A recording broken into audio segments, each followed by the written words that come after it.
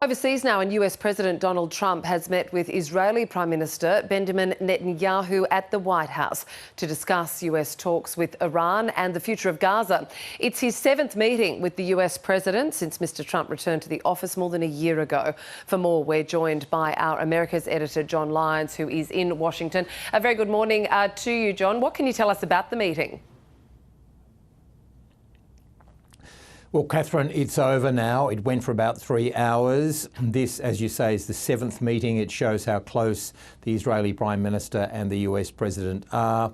Essentially, the President of the United States has now assembled what he calls an armada, a aircraft carrier strike group in the Arabian Sea in preparation for a possible military strike on Iran.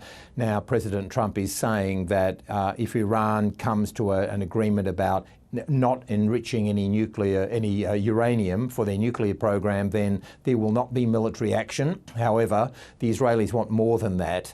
Benjamin Netanyahu said before he even arrived here in Washington that they want an end to Iran's ballistic missile program, which of course they see as a threat to them, being so close to Iran, and they want to see an end to any support by Iran towards its proxy groups such as Hezbollah.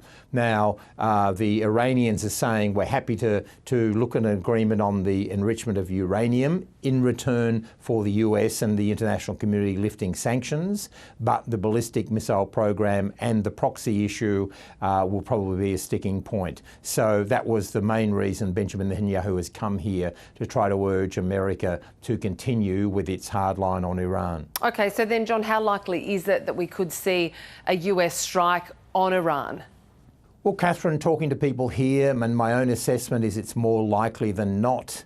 It's gone off the boil a bit in the last few weeks since the demonstrations ended, but the US, with the USS Abraham Lincoln aircraft carrier in the Arabian Sea, they're now talking about sending a second aircraft carrier strike group. And I certainly think that for Donald Trump, he's seen before when he does quick military actions like he did last year, bombing Iran's nuclear facilities, like he did in Venezuela, seizing and capturing the president. Then I think that he sees this as a successful model. So I expect there'll be a limited American strike against Iran, mainly hitting the Revolutionary Guard, military facilities, warehouses, etc., and the besieging militia. I think they'll try to avoid civilian targets.